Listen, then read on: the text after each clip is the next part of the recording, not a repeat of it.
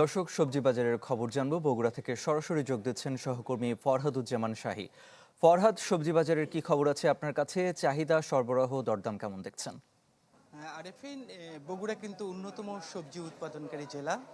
তবে বেশ কিছুদিন ধরে সবজিতে কিছুটা অস্বস্তি থাকলেও আজকে আমি বগুড়ার যেটা সবচেয়ে বড় পাইকারি বাজার রাজাবাজারে এখানে দেখছি যারা ব্যবসায়ী আছেন এবং যারা ক্রেতা আছেন তারা বলছেন কিছুটা হলেও দুই চারটি সবজিতে কিন্তু স্বস্তি এসেছে। বিশেষ করে যে সমস্ত সবজি সবচেয়ে বেশি প্রয়োজন হয় সেই সমস্ত সবজিগুলো বাজারে মোটামুটি আসা শুরু হয়েছে বলে কিছুটা দাম কমেছে, যদিও একেবারে দাম কমেনি, তবে কিছুটা দাম কমেছে। যেমন বেগুন, যেটা ভালো মানের বেগুন, গোল বেগুনগুলো, সেগুলো সর্বোচ্চ ৬০-৬৫ টাকা কেজি দরে বিক্রি হচ্ছে পাইকারি বাজারে। এটা অবশ্য খুচরা বাজারগুলোতে যে একটু বাড়ছে। পটল ৬০ টাকা কেজি, ঢেঁড়স নতুন ঢেঁড়স এসেছে বাজারে, সেটা ৬০-৬৫ টাকা কেজির মধ্যেই পাওয়া যাচ্ছে। আর এই সময় অন্যতম চাহিদার শীর্ষে থাকে যে সাজনাও কিন্তু মোটামুটি ৮০-৯০ টাকা কেজি ছিল, সেটা কিন্তু অনেকটা কমে ৬০-৬৫ টাকা কেজিতে এসেছে। টমেটোর দাম কমে গেছে। টমেটো আজকে আমি বাজারে, বগুড়ার এই রাজাবাজারে ২০ টাকা কেজি দরে বিক্রি হতে দেখছি।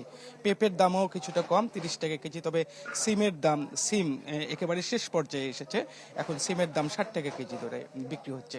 করলা বিক্রি হচ্ছে ৬০ টাকা কেজি দরে। তবে ঝিঙ্গা প্রথম প্রথম কয়েকদিন বগুড়ার এই রাজাবাজারে আমি ১০০ টাকা কেজি দরে বিক্রি হতে দেখেছি, কিন্তু সেটা কিন্তু আজকে আমি ৮০, ৮৫, ৯০ টাকা এর মধ্যেই বিক্রি হতে দেখছি। অর্থাৎ যে সমস্ত সবজি মানুষের অন্যতম চাহিদা থাকে সেই সমস্ত সবজির দাম কিছুটা কমেছে। তবে বগুড়া যেহেতু আলু উৎপাদনে অন্যতম শীর্ষ জেলা, এখানে কিছুদিন আগে আলু খুচরাতে সর্বোচ্চ ২০ টাকা কেজি দরে বিক্রি হচ্ছিল, কিন্তু গত কয়েকদিন বৃষ্টির কারণে আলুর দাম কিছুটা বেড়ে ২৫ টাকা কেজি দরে, সর্বোচ্চ ভালো মানের আলু ২৫ টাকা কেজি দরে বিক্রি হচ্ছে। এই ছিল বগুড়া থেকে সবজি বাজারের সর্বশেষ খবর। আসলে আরিফিন আমার কাছে ছিল।